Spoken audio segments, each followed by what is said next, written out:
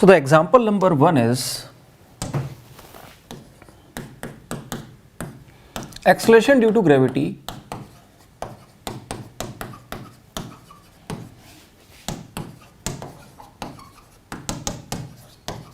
at the surface of planet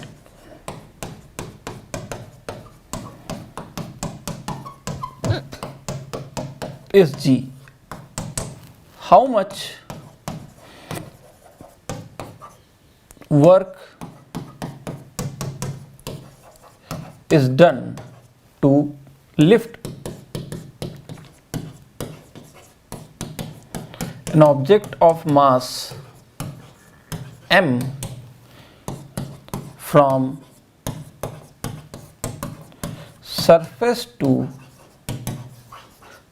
height h is equal to r by 2. तो basically हमसे पूछ रहा है कि एक प्लेनेट है, इसके सरफेस पे acceleration due to gravity g है और सरफेस से एक ब्लॉक जिसका मास m है इसको r by 2 हाइट ले आने में कितना वर्क करना पड़ेगा. h will be equal to r by 2. तो बेसिकली बच्चों क्लियरली यहाँ पे आपको समझ में आ गया होगा, वर्क डन लिखना है, इसका मतलब change in potential energy. So work will be equal to final potential energy minus initial. अच्छा, पोटेंशियल एनर्जी का फॉर्मूला क्या लिखे? Minus G M M by R, minus G mass of the planet into mass of the object upon R. लेकिन यहाँ पे height white के terms में दे रखा है, राइट? तो इस चीज को आप और एक्सेलरेशन ड्यू टू ग्रेविटी के टर्म्स में लिखना है तो इसको मैं लिख सकता हूं M G R square upon R plus H with minus sign. So खत्म हो गया यहां से. So work done W will be equal to final potential energy. Final हो जाएगी M G R square upon R plus कितनी height पे चला गया? r by 2. ये final potential energy minus initial minus M G R square upon R plus 0. Surface पे रखा हुआ है तो हाइट 0 लिखोगे ना, तो ये वाला फॉर्मूला यूज करेंगे. तो आप देखेंगे this will become 3r bye 2, 3 नीचे रह जाएगा, so minus two M G R, यहाँ पे हो जाएगा plus M G R. Solve कर देंगे, sorry this is minus 2 by 3. Solve कर देंगे तो आंसर आ जाएगा एम जी आर बाय 3. अगर आप ध्यान से देखें, अगर मैं एम जी एच वाला फॉर्मूला लगाऊं तो M G R by 2 answer आता है, जो कि गलत है. एक्चुअली में एम जी आर बाय 3 है. Example number 2.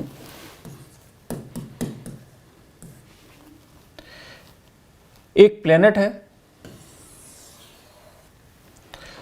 इसका मास m है, रेडियस r है. इसके सरफेस से हमें एक ऑब्जेक्ट को थ्रो करना है with some speed such that it reaches up to distance up to height h. So find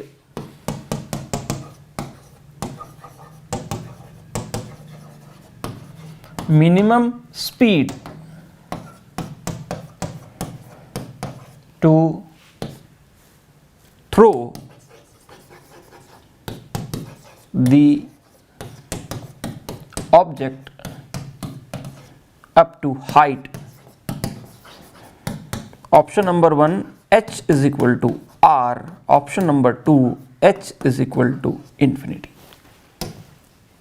basically बच्चों क्या है, यहाँ पे क्वेश्चन आपको समझ में आ गया होगा. क्वेश्चन सिंपल ये है कि हमने इस ऑब्जेक्ट को थ्रो करना है, ये पूरा स्पेस है, अर्थ से थ्रो करना है, अर्थ के सरफेस से, सच दैट ये यहां से लेकर के let me call this A से बी आ जाए.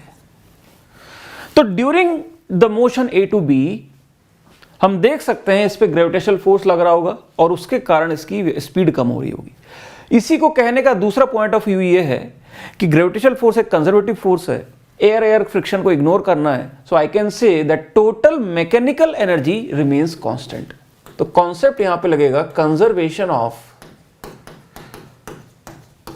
Mechanical energy that is kinetic energy plus potential energy at A should be equal to kinetic energy plus potential energy at B. तो ये कंजर्वेशन प्रिंसिपल यहां पे खूब लगते हैं बच्चों, क्योंकि कंजर्वेटिव फोर्स है। तो अगर मैं लिखूं यहां पे, अगर ए पॉइंट पे अगर मैं काइनेटिक एनर्जी लिखूंगा तो वो हो जाएगी हाफ m इंटू यू का स्क्वायर, यही हमें निकालना है, प्लस पोटेंशियल एनर्जी जब लिखूंगा तो minus G capital M upon R। देखो बच्चों, सरफेस पे पोटेंशियल एनर्जी लिखूंगा सेंटर से डिस्टेंस लेकर के, तो minus G M M by R will be equal to, finally अगर मुझे इसको h हाइट तक पहुंचाना है, जस्ट पहुंचाना है तो फाइनल स्पीड जीरो मानेंगे, यानी फाइनली काइनेटिक एनर्जी जीरो हो जाएगी, minus G M M, potential energy आप जब लिखोगे तो यहां पे r प्लस h हो जाएगा। तो ये है बच्चों conservation of energy, basically kinetic plus potential energy को बराबर करना है। अब यहां पे डाल देते हैं। पहला केस हमसे पूछा है जब h की वैल्यू r के बराबर है। h की वैल्यू जब मैं r के बराबर लिख दूंगा, so this equation becomes half m u square minus G M M by r will be equal to minus G M M by 2r। इसको उधर ले जाऊंगा, पहली बात तो ये काट ही दो, m m m, सो ये हो जाएगा u square by 2 will be equal to, ये उधर आ जाएगा, ये 1 माइनस हाफ हो जाएगा तो हाफ बचेगा, जी एम बाय 2r, ये 2 से 2 कट गया तो u की स्पीड वैल्यू निकल गया, ये root G M by R. तो इस तरह से हम लोग स्पीड निकालेंगे बच्चों प्लेनेट के केसेस में, जब बहुत हाइट तक हमें पहुंचाना हो सैटेलाइट को। अब सेकंड केस में जरा देखिए क्या पूछ रहा है, h equal to infinity, height infinity हो जाए। बेसिकली हाइट इंफिनिटी हो जाए मतलब ये जो ऑब्जेक्ट है ये इससे इतना दूर चले जाए कि ये इंफिनिटी पहुंच जाए, इसका मतलब ये इससे एस्केप कर जाए। तो अगर आपने h इक्वल टू इंफिनिटी कर दिया तो यहां से जो u आएगा that will B escape velocity.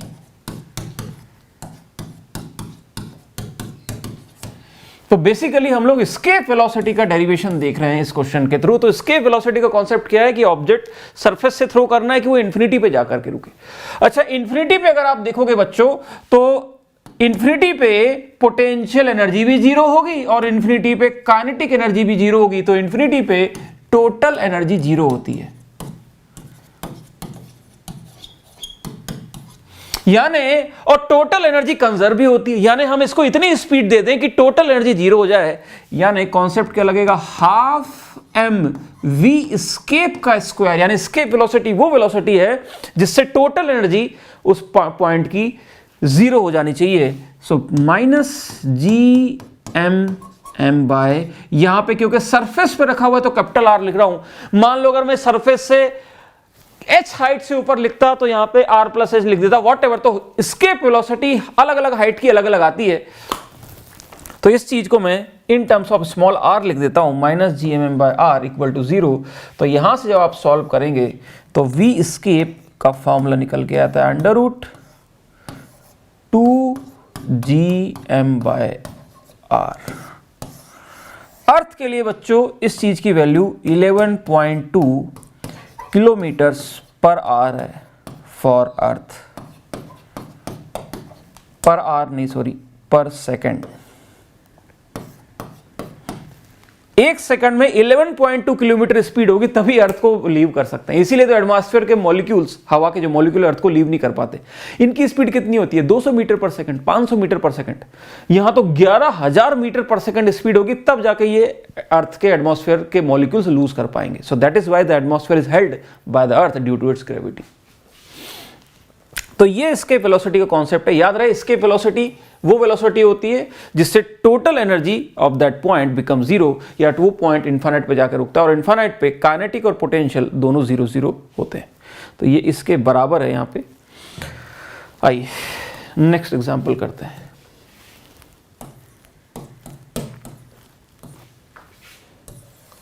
ये दो आइडेंटिकल प्लैनेट्स हैं, let's say these two are identical planets, दोनों का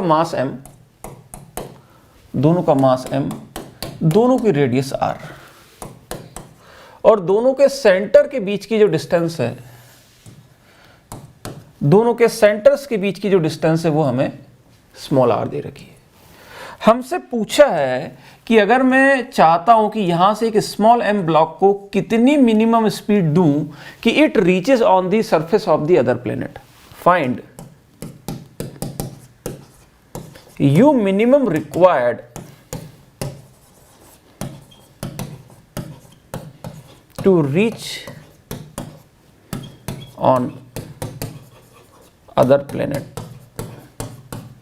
मान लीजिए ये अपनी अर्थ है, वो मार्स है लगभग, तो यहां से कितनी मिनिमम स्पीड फेंकूं मैं अर्थ से कि ये जो सैटेलाइट है मार्स पे जाके रुके। तो बच्चों ये concept conservation of energy principal का है और न्यूट्रल पॉइंट का है। जैसे मैंने आपको बताया था, यहां पे मैंने क्योंकि जानबूझ के सिंप्लिसिटी के लिए दोनों मास सेम लिए, so you can clearly see this point, mid point is the neutral point.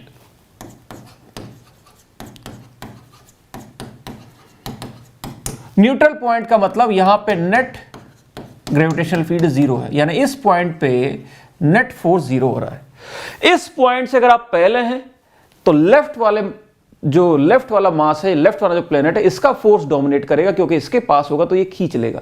यानी अगर ये पार्टिकल इससे पहले रुक गया तो ये वापस आ जाएगा। यानी इस पार्टिकल को अगर आप चाहते हैं कि ये उस स्फीयर तक पहुंच जाए तो अपने को इस न्यूट्रल पॉइंट तक पहुंचाना है, क्योंकि इसके आगे जैसे ही गया वो अपने आप अपने ग्रेविटी से पुल से खींच लेगा, क्योंकि अब वो उसका फोर्स डोमिनेट करेगा। यहां पे ये मिड पॉइंट मैंने जानबूझ के सिंप्लीफाई करके लिया क्योंकि दोनों के मास सेम ले लिए, तो मिड पॉइंट ही होगा न्यूट्रल पॉइंट। मान लो मास अलग होते तो वो सॉल्व करके न्यूट्रल पॉइंट भी निकालना पड़ता, फिर वहां तक भेजते। इस क्वेश्चन की बात करते हैं, तो अगर इसको रीच करवाना है दूसरे प्लेनेट के लिए तो अपने को इसको just we have to make sure it reaches up to neutral point. So for minimum, for u minimum it must reach up to neutral point। और न्यूट्रल पॉइंट पे जाकर के थोड़ी सी स्पीड 0.1% भी एक्स्ट्रा हुई तो अपने आप ही वो खींच के ले जाएगा। Beyond that, because after that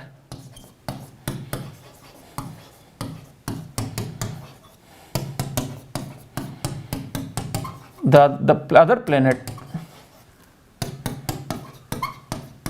will pull it by its gravitational force। तो लिख देते हैं, तो यहां से यहां तक मतलब ये अपना स्टार्टिंग पॉइंट हो गया A और ये अपना फाइनल पॉइंट हो गया B।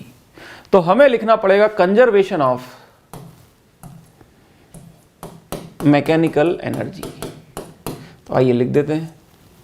तो ए वाले पॉइंट पे kinetic energy that is half m into U का स्क्वायर। ए वाले पॉइंट पे पोटेंशियल एनर्जी तो वो हो जाएगा minus G capital M into small m by R उसके सरफेस पे।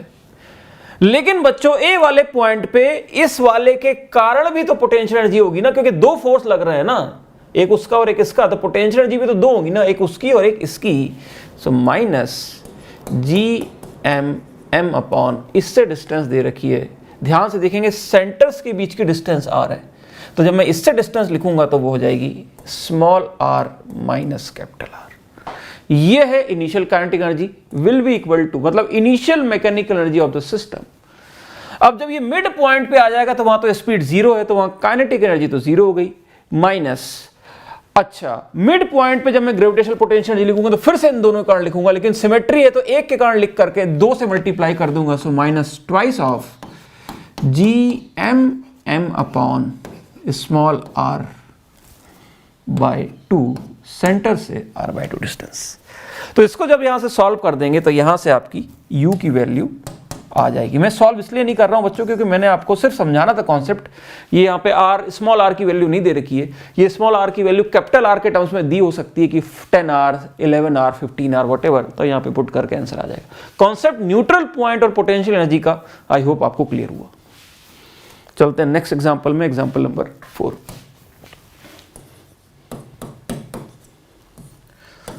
Find total energy of system as shown.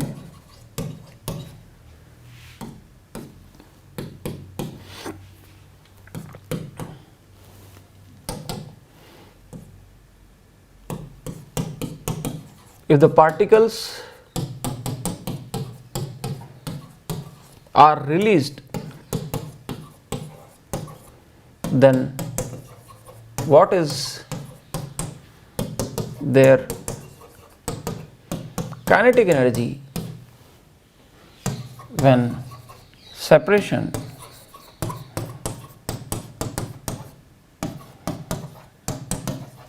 them becomes half of initial separation.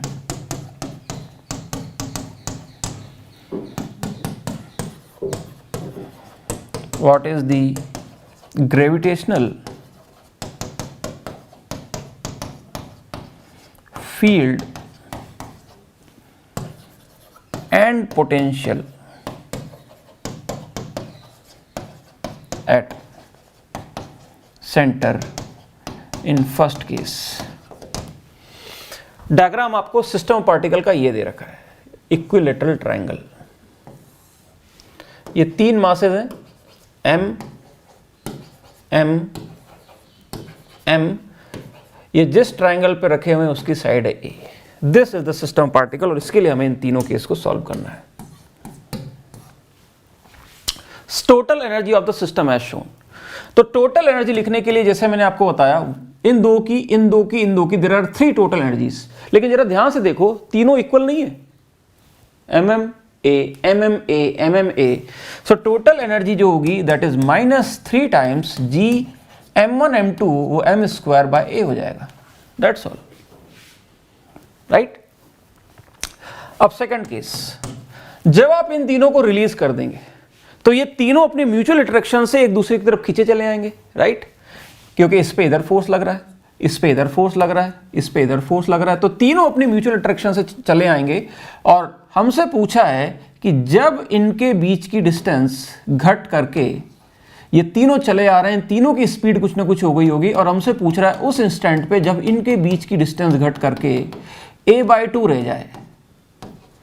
देखो मोशन सिमेट्रिकल होगा बच्चों, क्योंकि तीनों पे सेम फोर्स लग रहे हैं, same fundamentally relatively same force लग रहे हैं, तो तीनों के तीनों हमेशा एक ट्रायंगल बनाएंगे। और इस मोमेंट पे लेकिन तीनों की कुछ ना कुछ अंदर की तरफ वेलोसिटी होगी। Let me represent this velocity by v। तो हमसे पूछ रहा है if the particles are release then what is their kinetic energies when the separation between them becomes half of initial separation. तो बच्चों जब ये यहां पे आ जाएंगे तो इनकी जो नई potential u dash final potential energy हो जाएगी वो -3gm²/a/2, क्योंकि सेपरेशन आधा हो गया इनके बीच का, तो that final potential energy is this. So by conservation में लिख सकता हूं k + u will be equal to k dash + u dash on system, right. और हमसे टोटल एनर्जी पूछ रहा है, एक पार्टिकल की नहीं, टोटल। व्हाट इज द इधर then what is their kinetic energy, यानी इन सबकी टोटल काइनेटिक एनर्जी। तो जो भी बच्चों पोटेंशियल एनर्जी कम हुई होगी, जो भी पोटेंशियल एनर्जी में चेंज आया होगा, वही तो काइनेटिक एनर्जी के बराबर होगा ना। टोटल एनर्जी तो कंजर्व्ड है, पोटेंशियल एनर्जी बेसिकली और कम हो गई, सो that will convert in the form of kinetic. तो यहां से इनिशियल काइनेटिक एनर्जी तो 0 थी, इनिशियल पोटेंशियल एनर्जी थी -gm²/a will be equal to final k dash निकालना है, और फाइनल पोटेंशियल एनर्जी है -gm²/a/2। तो यहां से जब मैं सॉल्व कर दूंगा तो जो k डैश टोटल काइनेटिक, इन तीनों की टोटल काइनेटिक एनर्जी जो निकल के आएगी, टोटल इसकी प्लस इसकी प्लस इसकी, यानी 3k is equal to k dash. So k dash total kinetic energy जो सिस्टम की आएगी, अगर आप ध्यान से देखेंगे, so that will be 3gm²/a। Solve किया मैंने, कुछ नहीं कर दिया, 2 वो डबल हो जाएगा, इधर प्लस हो जाएगा, इसमें से सब्ट्रैक्ट हो जाएगा, तो ये आंसर हो जाएगा। अगर आपसे पूछा जाए कि हर एक की काइनेटिक एनर्जी कितनी है, तो वो हो जाएगी k dash by 3, so that is g m square by a। हर एक की क्वांटिटी आपसे पूछे हर एक की स्पीड कितनी है, तो उसको आप half m into V square के बराबर कर देना। ये हाफ, ये m से ये m कट जाएगा, तो यहाँ से आपके पास v की value root 2 gm by a सब कुछ लिख सकते हो। आई होप समझ में आ रहा है आपको, राइट। तो ये सेकंड पार्ट था। अब क्लियरली थर्ड पार्ट को सॉल्व करते हैं। What is the gravitational potential, field and potential at the centre in first case. तो पहले वाले केस में हमें सेंटर पे पूछ रहा है ग्रेविटेशनल पोटेंशियल एंड फील्ड। तो बच्चों ग्रेविटेशनल फील्ड तो आपको 0 दिख रहा होगा नेट, देखो जरा सेंटर पे, इन तीनों के कारण नेट फील्ड 0 नहीं हो जाएगा, सेंटर पे कैंसिल आउट हो जाएगा ड्यू टू सिमेट्री। लेकिन पोटेंशियल जब आप लिखोगे इन तीनों के कारण, तो एक के कारण, दूसरे कारण और तीसरे कारण, पोटेंशियल स्केलर क्वांटिटी होती है, वो सब्ट्रैक्ट नहीं होती, वो होगी माइनस जी एम अपॉन ये जो डिस्टेंस होता है ये a बाय रूट 3, सेंटर से ये distance a by root 3, so a by root 3, और ये स्केलर क्वांटिटी ऐसे 3 मासेज हैं तो into 3, gm by r minus gm by r into 3, so that will B gravitational potential. तो ये है बच्चों gravitational potential energy, gravitational potential से रिलेटेड कॉन्सेप्ट्स और क्वेश्चंस। आई होप आपको इन फॉर्मूलों में अब कंफर्ट आ गया होगा। ऐसे ही छोटे छोटे पिन्ने पिन्ने क्वेश्चन। ऑफ कोर्स यहाँ पे एस्केप वेलोसिटी वाला कॉन्सेप्ट इंपॉर्टेंट था, और पार्टिकल को एक पॉइंट से दूसरे पॉइंट पे थ्रो करने पे कितनी मिनिमम स्पीड देनी है, ये वाला कॉन्सेप्ट इंपॉर्टेंट था। वर्क डन का कॉन्सेप्ट इंपॉर्टेंट था। That was the main types of question जो इस टॉपिक के अंदर बनते हैं।